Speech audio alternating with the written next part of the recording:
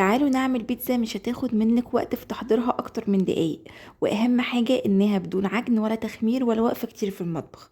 رهيبة يا جماعة للفطار او العشاء او لجوع اخر الليل اللي دايما بنبقى عايزين نعمل حاجة واحنا سهرانين كده تفتح نفسنا وفي نفس الوقت تكون سريعة. يلا بقى نشوف الجمال ده اتعمل ازاي.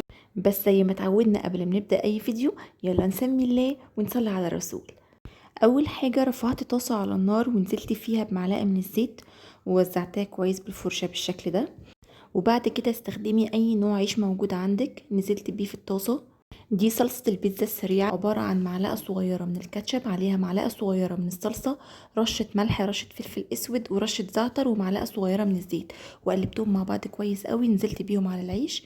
وبعد كده نزلت بالجبن والخضار، اي نوع جبن او خضار موجود عندك. انا استخدمت الجبنه رومي، لانشون، زيتون، طماطم بس طبعا شايله منها القلب، فلفل اخضر او فلفل الوان اللي موجود عندك. ممكن تستخدمي لحوم.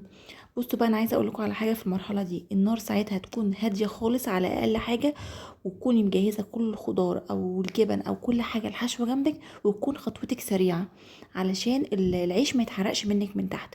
لو انتي لسه ما جهزتيش كل ده، ممكن تعملي الخطوات دي كلها على العيش بره وبعد كده ترفعي على النار.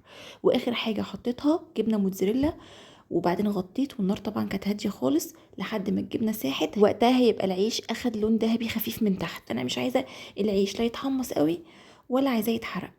وبعد كده خرجتها على طبق وحطيت عليها من على الوش رشه زعتر، بتديله ريحه وطعم حلو قوي. وبس كده، اسهل طريقه بيتزا ممكن تعمليها وطعمها فعلا يجنن. يلا بقى نقطعها كده مع بعض ونشوف شكلها من جوه عامل ازاي، ونشوف كمان سواها.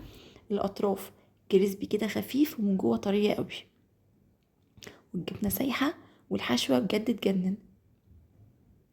شايفين مطة الجبنه عامله ازاي؟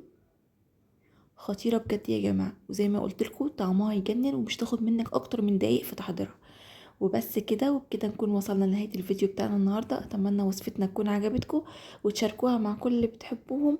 واخيرا ما تنسوش اللايك والشير.